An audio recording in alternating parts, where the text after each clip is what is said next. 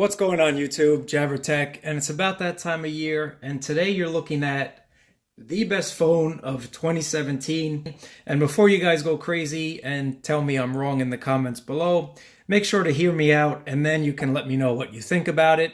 But let's get into this and I'll let you know why I think this is the best phone of the year. This phone was released, it was $650. So if we were talking about 2016 prices, people would say this was a lot of money, but 2017 has been the year of $1,000 phones, and for most people that's just too damn high. And this phone just received discount after discount after discount, to the point where you can now buy this phone, and I'm just going to talk about T-Mobile. You can buy this phone for $500 outright, or if you look on eBay and Swappa or your local Craigslist deals, you can even get this phone for $250 to $300. And yes, I have seen those prices. You just have to be a troll and keep looking, but you can get this phone for $300 or even sub $300 if you really look. And at that price, it's really a no-brainer. I'd say this is the best phone of the year, not just because of the price, but because of the features and because of the build quality. This phone gives you everything that you would want.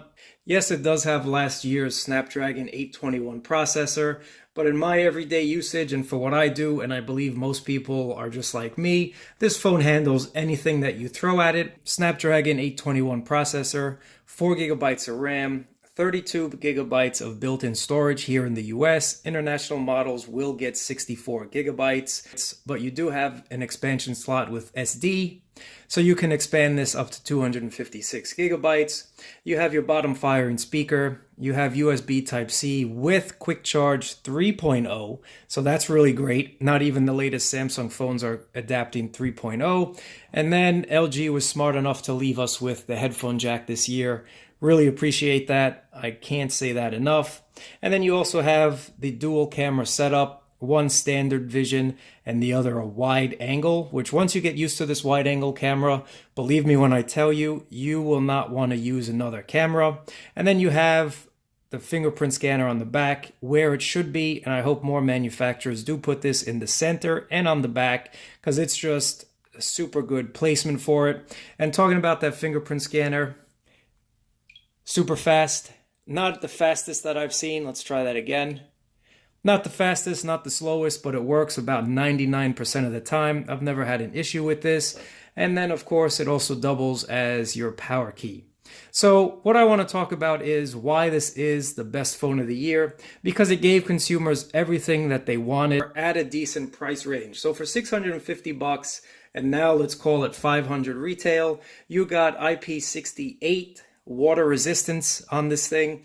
Not even the Apple's iPhone 10 gives you IP68. It's just really Samsung and LG who are doing that at the moment, and that's an extra added bonus. And for $650, they kept the headphone jack, which was a lot of courage to do. They could have just removed it, but they know that consumers want headphone jacks. And even though I do not use it on a regular basis, when I'm in the car or when I have regular headphones or my Bluetooth headphones crap out on me, I like having that backup, and it's all about backups. The phone is really, really snappy. I'm not going to lie to you and tell you that there is absolutely no lag.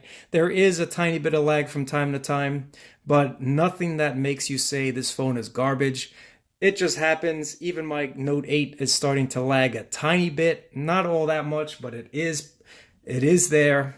Talking about everything else that you need, the sound quality, although this model does not have the quad DAC built in, the headphone jack quality is really good, really nice. I do not have any problems with that at all. And then the camera, of course, you have that wide angle as I mentioned. Let me just show you the difference here on camera.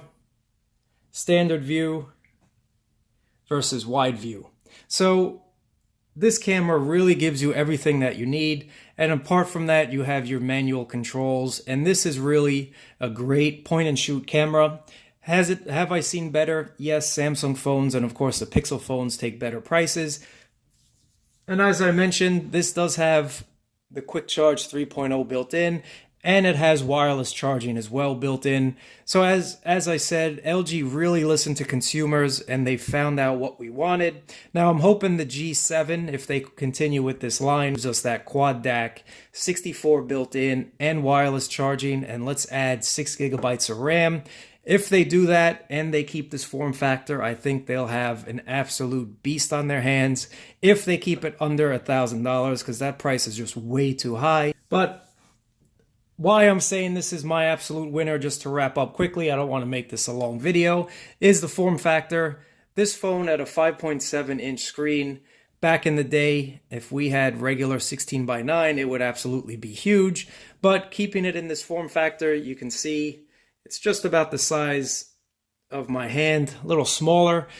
It's a great form factor that fits in your pocket without a problem, and it really offers you everything that you need.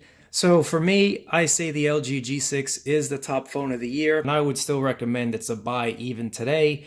And the main reason is this year was supposed to be the year of great phones. We had the Essential phone that had great promise.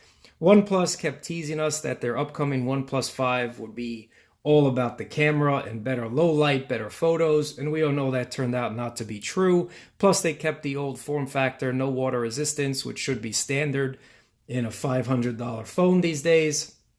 And then we had HTC, which came out with some decent phones, but honestly guys, HTC makes some good cameras, some nice hardware, but they've really fallen off, and I hope they get back on their feet, because they really do make some nice hardware, but they're just struggling a little bit. So HTC really was not in the running for me this year.